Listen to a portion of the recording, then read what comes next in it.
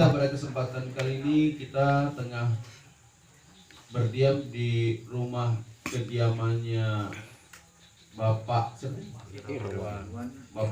Irwan, orang tuanya Jamal. Jamal itu nama panjangnya adalah Jamaluddin.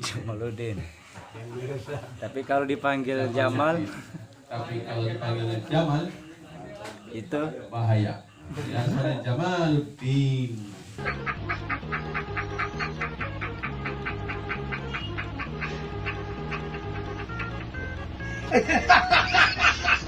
Gaji di awal bulan, ya kan? Ada juga yang bergaji di akhir bulan, ya kan? Ada juga yang dia gajinya bukan nerima fulus, ya. Tapi emang dia suka makan gaji, atau dia sudah memang dia memiliki gaji, ya. Gajinya itu mungkin ada di bakso gitu kan. Gaji. Ada yang gajinya tergantung panggilan, ya. Seperti Abi begini, saya ini pria ini simatupang, siang malam tunggu panggilan. Nah, jadi nasibnya emang seperti inilah, ya. Kalau pria panggilan emang begini, ya. Tapi panggilannya bukan macam-macam, ya. Nah, panggilan ngaji gitu kan. Nah, kayak beginilah panggilan begini. panggilan Allah. Insya Allah. Nah, panggilan Allah Subhanahu Wa Taala Di saat azan, Ustaz. sudah pertama azan, ya. Jelas. Terus juga kita mengharapkan mudah-mudahan panggilan ke tanah suci, amin. Amin. Ya. Dan juga panggilan yang sesungguhnya ya nasihat juga, ya, betul sih. Panggilan yang memang betul-betul kita rasakan nanti, mudah-mudahan, ya. Mau panjang umur kan Pak, ya? Belum mau dipanggil kan ke alam kubur itu, belum kan? Nah, yang jadi pertanyaan, sampai kapan kita hidup ini? Mau sampai kapan gitu? Kan kita pengennya panjang umur. Mau berapa tahun? Saya sering nanya, mau berapa tahun sih hidup ini? Ada yang bilang, oh saya mau sampai ini aja lah, 70, 80 tahun, ya. Kalau bisa sampai Jamal sukses. Kalau bisa sampai Jamal nikah, sampai Jamal kaya, sampai wah punya anak, punya cucu, panjang namanya itu. Ya, itu namanya harapan yang betul-betul berlebihan. Tapi yang paling penting sebetulnya sudah enak, ya. Sudah enak itu hidup misalnya antara 60-an. Itu enak tuh. Hidup antara sekitar 60 tahunan, 70 tahun itu sudah insya Allah enak. Sudah ada perkiraan seperti itu. Sebab dalam surah Yasin yang tadi sudah kita bacakan, di antaranya a'udzubillahi minasyaitonirrajim, wa man nu'ammirhu nunakkishu fil khalq. Nah, itu. Jadi kalau orang sudah sampai kepada usia tua, itu akan dikurangi bentuk kejadiannya. Bentuk kenikmatannya itu sudah dikurangi kalau sudah tua itu. Ya. Apakah mata mulai kabur, gigi mulai gugur, dan mungkin bakalan dekat ke pintu kubur. Nah, itu sudah menjadi tanda itu. Ya, mata kabur, lamur, kalau nama lamur. Ya, sudah mulai cari kacamata. Saya nggak punya kacamata. Ini gimana nih? Aduh, kacamata saya tinggal di rumah. Sudah bisa baca Yasin ini. Wah, lajurung baca Yasin. Parah ini. Nah, itu kenikmatan dicabut oleh Allah pelan-pelan. Saya punya guru dulu almarhum, ya, Al-Ustaz Abdurrahman. Itu beliau umurnya dulu, ya, sekarang sudah wafat, 90 tahunan, itu masih baca Quran dalam keadaan mata telanjang, tidak pakai kacamata, ya. Dan kemana-mana waktu saya di Bandung itu beliau kemana-mana masih pakai angkot sendirian. Umurnya waktu itu lebih dari 90 tahun. Ketika ditanya, Ustaz, kenapa kok ini masih bisa ini mata telanjang? Sedangkan banyak orang yang umur 40 tahun, bahkan ada yang dari sejak SD, kok sudah pada pakai kacamata, ya? Kenapa ini?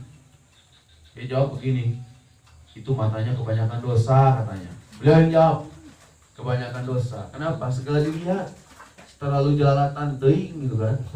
Terlalu jelalatan, terlalu lirik kiri kanan segala macam. Kata orang yang selepas mata memandang, kalau orang melihat itu mudah untuk cari dosa, itu katanya.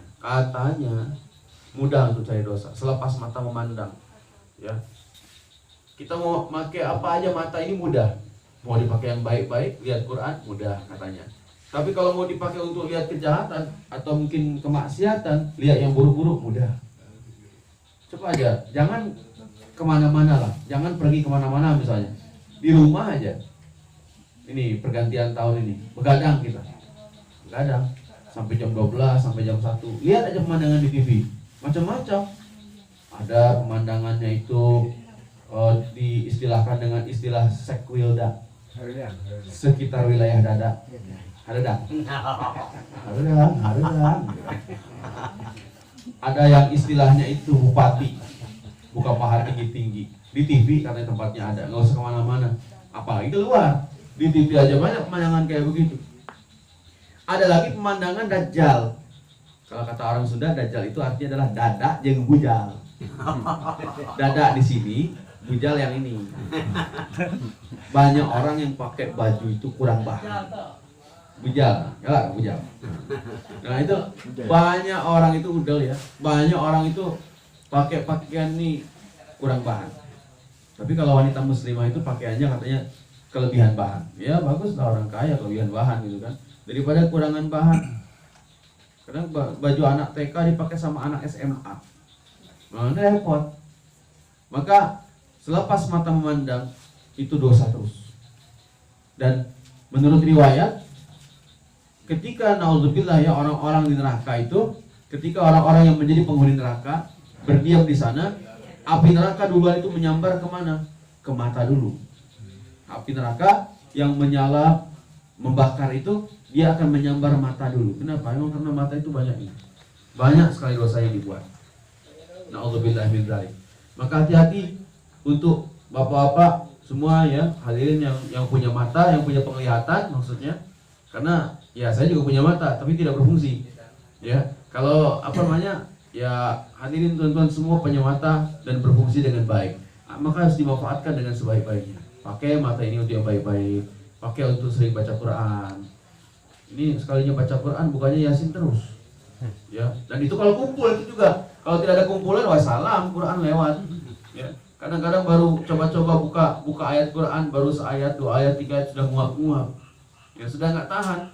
Kalau di lain halnya kalau depan bola, biar kata malam bola, wah ditungguin, ditongkrongin terus sampai 5-0 juga. Biar kata Indonesia 4-0, biar kata 4-0. Pokoknya tongkrongin terus. Ya. Masuk, cool.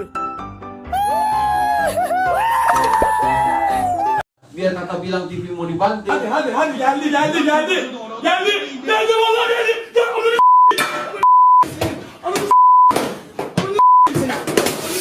Nah itu marah-marah, harusnya gini, harusnya itu gini. Iya lu aja main duluan sana, ya itu. Jadi di sini kita mesti merenungkan diri. Akhir tahun ini bukan ajang foya-foya, ya.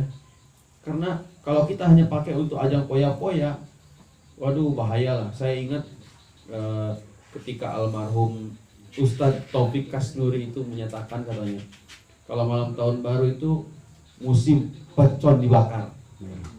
Dia praktekin kan, wah,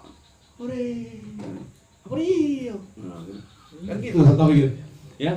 Allahu yarham, Allah maghfirlah.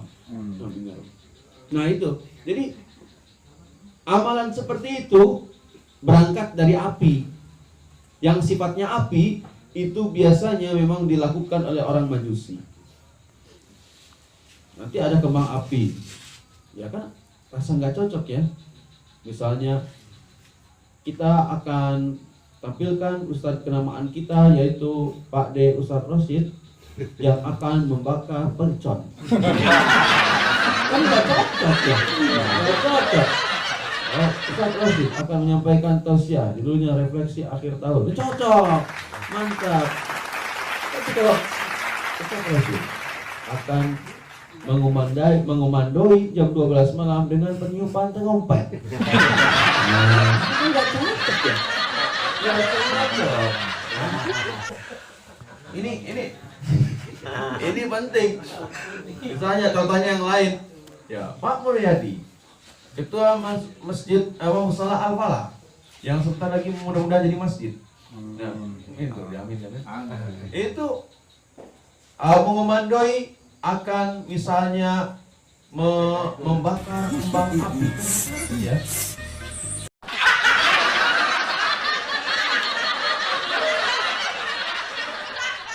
Nah, di sini kita harus betul-betul pikir gitu ya. Kira-kira yang bunyi meledak-meledak jauh-jauh itu. Ini jangan-jangan sudah dipersiapkan nanti malam ini. Ini jamal ini saya petasan. Ya.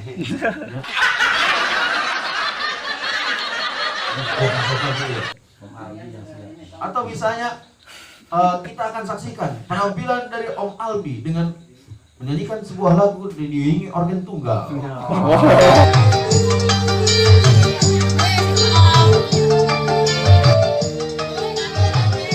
Kembali kepada salawat itulah, ya.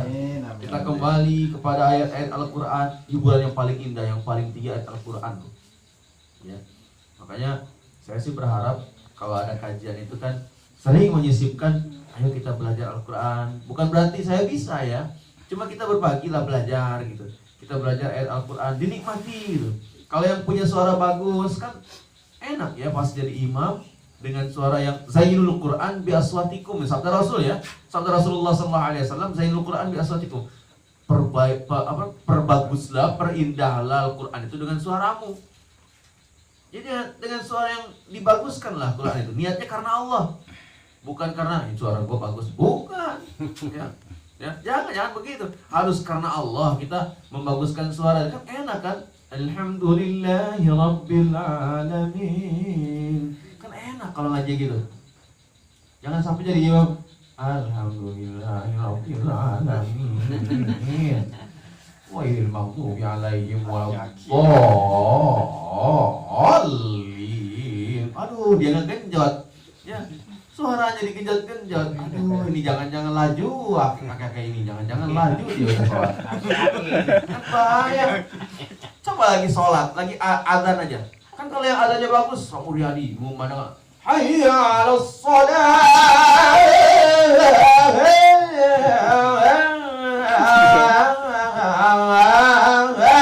Allahu Akbar. Kan jadi lupa dia.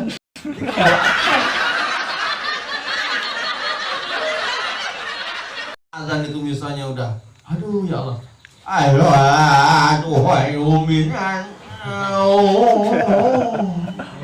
maju lah Zaki ini. Innalillahi. Jangan. Harus dibagus-bagusin. Semua pakai seni. Ya, semua pakai seni. Tapi jangan-jangan mentang-mentang harus pakai seni. Akhirnya azan di gaya dangdut. Ya salat. Ya salat. Jangan juga nggak boleh. Ya, harus benar-benar azan tuh yang. Saya cerita ya, anak tunanetra. Saya punya TPA ya, TPA IT, bukan punya sih, membimbing TPA IT, Taman Pendidikan Al-Quran Istimewa Tunanetra. Itu di daerah Tulang Bawang itu ya. Itu orangnya dari mana-mana itu. Ada beberapa orang itu orang tuanya ada yang dari Mariana, ada yang dari Pelaju, ada yang dari apa namanya? Opi. Ya, jauh-jauh lah pokoknya. Ya karena tunanetra beda dengan orang biasa kan. Kalau orang biasa mungkin Pak De sekitar sini orang ngaji. Tapi kalau tunanetra jauh-jauh, ya makanya pantaslah saya tidak berani mengut bayaran. Kenapa? Karena memang mereka datangnya di tempat yang sangat jauh. Tapi itu diiringkan dengan, aduh saya ini orang tua. Walaupun saya melihat tapi agama saya lemah. Ya saya mudah-mudahan berharap sekarang saya ngurusi anak-anak saya yang tidak bisa melihat ini. Nanti di akhirat mudah-mudahan anak saya yang ngurusin saya gitu. Amin. Harapannya begitu. Dan alhamdulillah dengan kesungguhan yang jelas-jelas, kesungguhan yang tinggi, maka Allah Subhanahu wa taala menyatakan wa may yattaqillaha yaj'al lahu makhraja wa yarzuqhu min haitsu la yahtasib. Dengan usaha yang seperti itu ya, dengan TPAIT tadi, ternyata Allah menyatakan ada jalan keluar dari setiap permasalahan bagi yang bertakwa kepadanya. Dan Allah akan memberikan rezeki dari jalan yang tidak disangka-sangka. Ini harus yakin. Percaya tidak kalau ngaji-ngaji seperti ini mendatangkan rezeki? Percaya enggak, jamaah? Ngaji seperti ini mendatangkan rezeki? Percaya. Insya Allah diantaranya sebentar lagi. Di antaranya ya, di antaranya ya. Nah, tapi saya merasakan begitu. Gara-gara menggratiskan anak-anak tunanetra, keluarga tunanetra. Sudah terasa, mungkin yang sudah mendengar ceritanya saya dapat bantuan sana sini. Alhamdulillah dengan izin Allah. Jadi harus yakin, harus percaya bahwa pengajian yang duduk-duduk seperti ini, alhamdulillah itu bisa mendatangkan rezeki. Karena saya juga bisa ke Mekah itu gara-gara pengajian begini. Ya, saya bukan pekerja keras, bukan pekerja yang pergi pagi buta pulang malam buta, bukan. Ya, kepala jadi kaki jadi kepala. Saya bukan pekerja keras seperti itu. Ya itu masing-masing orang punya jalannya ya. Cuman kalau buat saya pribadi tidak seperti itu. Saya menyatakan seperti ini terakhir ya, supaya kita betul-betul yakin bahwa Allah lah yang punya rezeki. Saya punya keyakinan ayat Allah begini. Wa nahnu rizqu wa fis sama'i rizqukum lima tu'adun. Dan di langitlah rezeki-rezekimu itu yang aku janjikan kepadamu. Itu yakin loh ayat Allah. Jadi rezeki kita udah langit loh. Dari Allah rezeki kita ini. Bukan dari pekerjaan. Kalau dari pekerjaan mungkin betapa banyak orang-orang yang jadi satpam bisa lebih kaya raya. Tapi ternyata belum juga. Banyak orang yang kerja keras segala macam tetap belum bisa ke Mekah juga. Bahkan PNS sekalipun kalau belum ada panggilan Allah belum bisa ke Mekah juga. Saya dulu pernah umroh yang kedua ya, itu sekamar dengan tukang kopi warung itu pinggir-pinggir jalan itu. Dia bilang, Pak, ketika saya tanya, Pak, ini mau bisa umroh begini dari hasil apa, Pak? Saya dagang kopi. Masya Allah, kok bisa, Pak? Kan dagang kopi warung tuh biasa eceran. Almarhum ya, Masya Allah, Pak Iko, Allah maghfirlah. Itu beliau bilang, saya nabung berapa tahun, Pak? 20 tahun saya bisa umroh. 20 tahun, bayangkan. Ternyata bisa berangkat dengan izin Allah. Ini sudah pada keras ini. Ya, itu saja yang saya sampaikan. Kurang lebih mohon maaf karena sudah tercium bau kopai.